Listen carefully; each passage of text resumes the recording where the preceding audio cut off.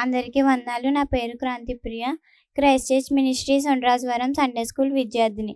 మనం ఈరోజు ఒక చాలా ప్రత్యేకమైన వ్యక్తి గురించి తెలుసుకుందాం. అతని పేరు యోహాను. అతను మనందరినీ ప్రేమించే యేసయ్య కంటే వయసులో కొంచెం పెద్దవారు. యోహాను పుట్టుక మరియు జీవితం. యోహాను గారి తండ్రి జకర్యా, తల్లి ఎలిజబెత్. వీరిద్దరికి ముసలివాళ్ళయ్యేంత వరకు పిల్లలు లేరు. వీరి ప్రార్థన దేవుడు విని వీరికి యోహాను ఇచ్చారు.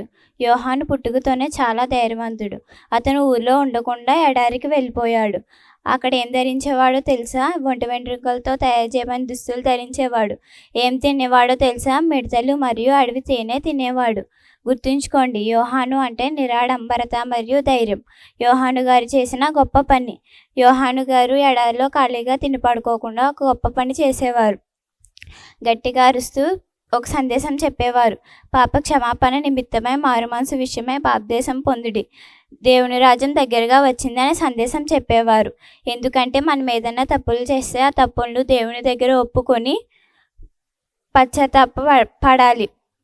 ఈ సందేశం విన్న వేల మంది ప్రజలు ఏం చేశారో తెలుసా? యోహాను గారి దగ్గరికి వచ్చి మారు మనసు పొంది బాప్తిసం పొందారు.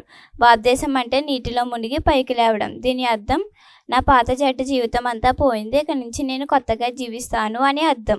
యేసయ్య రాకను ప్రకటించను. ఒకరోజు యోహాను గారు బాప్తిసం ఇస్తున్నప్పుడు యేసయ్య అతని దగ్గరికి వచ్చాడు.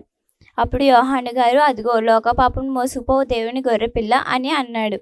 చివరికి అంత గొప్ప యేసయ్య కూడా యోహాను గారి దగ్గరే బాప్తిసం తీసుకున్నారు. యేసయ్య బాప్తిసం తీసుకున్నప్పుడు ఆకాశం తెరవబడింది. దేవుని ఆత్మ పావురం రూపంలో యేసయ్య మీదకి వచ్చింది మరియు తండ్రి అయిన దేవుడి స్వరం వినిపించింది. ఎప్పుడు యోహాను గారు తన గొప్ప చెప్పుకోలేదు. ఎప్పుడు ప్రభు అయిన యేసయ్య గొప్పవాడనే చెప్పేవారు. యోహాను గారి జీవితంలోంచి మనం నేర్చుకోవాల్సిన 3 ముఖ్యమైన విషయాలు. ధైర్యం. మనం ఏదైనా మంచి పని చేసినప్పుడు ఒంటరిగా ఉన్న ధైర్యంగా నిలబడాలి. నిజాయితీ. మనం ఏదైనా తప్పులు చేస్తే ఆ తప్పులను దేవుని వద్ద దాచకుండా నిజాయితీగా ఒప్పుకోవాలి. యేసయ్యను చూపించడం.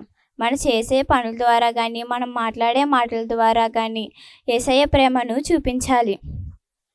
దీన్ని బట్టి యోహాను గారు నిజమైన వీరుడు. ఎందుకంటే తన జీవితం అంతా యేసయ్యకు మార్గం సరళం చేయడానికి ఉపయోగించాడు. కాబట్టి మనం కూడా యోహాను గారిలా జీవిద్దాం.